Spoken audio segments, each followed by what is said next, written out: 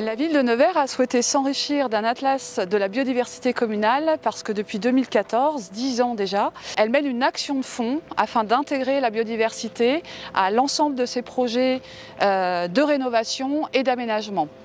Pour mettre en œuvre sa politique environnementale et d'urbanisme, nous nous sommes appuyés sur 3 piliers principaux. Le premier pilier, c'est celui du technique et de l'opérationnel. C'est revoir les attendus et les exigences de notre commande publique. C'est de revoir aussi notre organisation interne. C'est de revoir la manière dont on fabrique les projets et surtout la manière dont on les gère afin d'avoir des espaces plus accueillants pour la biodiversité, plus résilients et aussi moins consommateurs en ressources. C'est pour les 2 piliers suivants que l'Atlas de la biodiversité communale prend tout son sens. Le second pilier, c'est celui de la connaissance et du suivi scientifique. Sans état des lieux, sans connaissance précise des habitats et des espèces, on est aveugle. Donc il fallait déjà mettre en place un état des lieux précis afin qu'on puisse avoir des indicateurs et savoir, connaître si les actions qu'on mène, elles ont une portée et si nous sommes dans la réussite ou si nous faisons des erreurs. Le 3e pilier, c'est bien sûr celui de la pédagogie, de la sensibilisation et de l'éducation à l'environnement. Pendant une année, la ville de Nevers a organisé une 40aine de sorties nature auxquelles les habitants ont répondu présent. Et ces sorties ont permis aux habitants d'apprendre, de reconnaître, d'avoir une connaissance plus fine des espèces, des habitats, grâce au savoir-faire de nos acteurs locaux qui sont aussi nos partenaires. Donc on travaille sur cette démarche. Qu'est-ce que c'est qu'un atlas de la biodiversité communale? Eh bien, c'est une démarche qui est à la fois pédagogique et scientifique.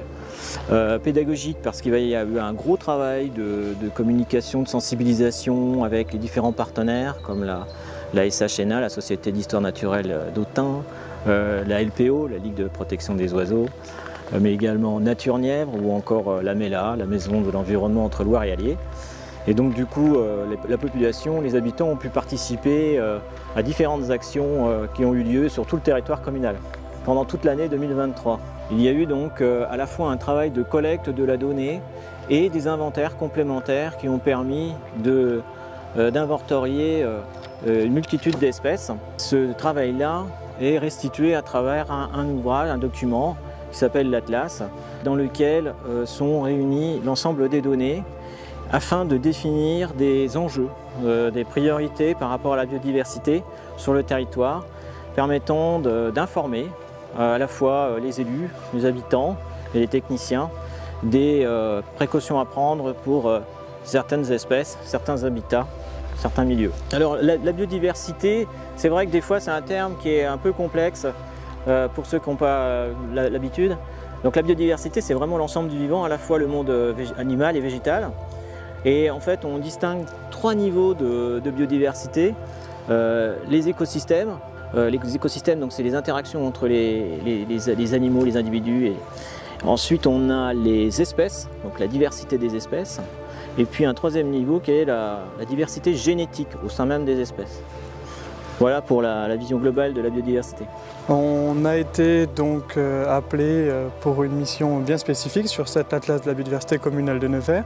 Nous avons réalisé la partie animation l'année dernière, donc du début d'année 2023 à juillet 2023. On a fait une première animation sur la thématique des vers de terre, donc au Parc des Loges. Donc ça s'est plutôt bien passé avec des groupes d'enfants, des enfants très motivés qui ont découvert donc, le fonctionnement de la litière forestière. On a pu faire de belles observations de vers de terre. La 2e animation consistait en inventaire des oiseaux. On a pu observer de beaux spécimens donc, sur le terrain de terrain commun. Donc on a collaboré avec une autre association et on a pu observer un Hippolaïs polyglotte, un oiseau assez nouveau pour beaucoup. Ensuite, nous avons fait des sorties sur le castor, sur les pollinisateurs sauvages. On a pu découvrir donc, toutes les richesses de la ville de Nevers et toutes ses composantes. Donc bien sûr la loutre et le castor, on a trouvé des crayons de castor. et c'est l'occasion de sortir en canoë sur la Loire.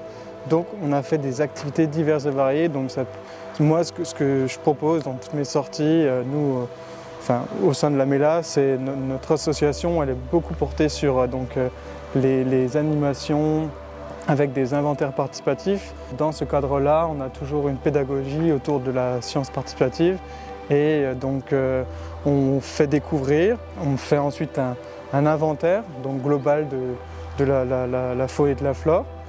Et ça c'est notre modus operandi, on va dire, et on a beaucoup travaillé sur ce sujet-là, avec des enfants et des adultes dans ce cadre de l'ABC. SHNA, Société d'histoire naturelle d'Autun, qui porte l'Observatoire de la faune de Bourgogne. En fait, on étudie la Bourgogne, on étudie sur la Bourgogne l'ensemble de la faune, donc des invertébrés, les insectes, mais aussi les reptiles, les chauves-souris, les mammifères. Dans le cadre de l'Atlas de la biodiversité communale de Nevers, on est intervenu sur l'aspect inventaire, donc sur l'aspect connaissance, alors pas que sur les insectes et les invertébrés, mais un peu sur tout ce qui est faune non oiseaux. Puis voilà, donc on a inventorié les différents sites selon les données qu'on avait déjà, parce qu'on a déjà une connaissance sur la commune. Et puis on a cherché des espèces un peu à enjeu, voir quelles sont les espèces rares, les espèces protégées. Ça a permis de faire des belles découvertes, notamment par exemple on peut citer le grand capricorne, qui est une espèce qui est protégée, qu'on a trouvé au cœur de la ville, et c'était pas gagné, c'était même pas attendu spécialement. Ça permet aussi de retrouver des espèces qu'on savait présentes et dont on a un peu de mal à définir la localité, la fréquence, comme la couleuvre vipérine, une petite couleuvre qui est liée plutôt à l'eau. Et donc voilà, donc à partir de toutes ces connaissances-là qu'on a fait remonter à la ville va s'en emparer pour prendre mieux en compte la biodiversité au sein de Nevers. Et après, charge à eux d'avoir les bonnes actions de gestion et les bonnes pratiques. Je représente l'association Nature Nièvre, donc une association loi 1901 de bénévoles et indépendantes et agréée protection de l'environnement. Nous sommes basés à Marzy et notre association a été créée il y a 50 ans, en 1974. Notre association est surtout axée sur la connaissance, la protection de l'environnement et de leur milieu. Nous suivons plus particulièrement deux espèces, le grand corbeau et la cigogne noire. Alors notre partenariat avec la ville de Nevers remonte à plus de 10 ans, avec dans un premier temps l'installation de nichoirs dans le cadre de la politique de l'animal en ville. Ensuite, l'aménagement du parking Bérégovois, où nous avons installé des nichoirs à oiseaux et aussi des nichoirs pour l'installation de chauves-souris. Nous avons également élaboré un plan de gestion avec la ville de Nevers, des parcs des Loges et de ce parc Rosa Bonheur. Alors dans le cadre de cet atlas, nous avons également sollicité la participation des Neversois, lors notamment de sorties programmées dans le parc Rosa Bonheur, une collaboration qui a été très positive puisqu'elle nous a permis d'élargir la liste des oiseaux nicheurs et notamment la découverte par un particulier d'une espèce jusqu'alors inconnue sur Nevers, le hibou grand-duc, espèce relativement rare qui a été découverte chez un particulier à l'abri, dans une propriété privée et à l'abri de tout dérangement. Alors si je dois faire une conclusion sur ce partenariat avec la ville de Nevers, c'est qu'au-delà des actions que nous avons menées ensemble, cela a débouché sur une prise conscience du Neversois de l'urgence à protéger notre biodiversité. Et ça, je pense que c'est quelque chose de très positif et qu'on a encore beaucoup de choses à faire dans ce domaine-là. L'avenir maintenant, c'est d'intégrer toute cette richesse et tous les enjeux de notre biodiversité communale dans les documents de planification, c'est-à-dire renforcer les continuités écologiques en cultivant notre trame verte. C'est aussi préserver des habitats en sanctuarisant des espaces verts de l'urbanisation. L'avenir, c'est également continuer le dialogue avec les habitants, continuer de proposer des sorties nature. L'Atlas de la biodiversité nous dit d'ailleurs que le second habitat le plus important en termes d'espèces, après la Loire, ce sont les jardins. On voit bien tous les enjeux de la sensibilisation des habitants à ce sujet. En résumé, l'avenir, c'est de faire de notre atlas un document actif, vivant, collectif et engagé.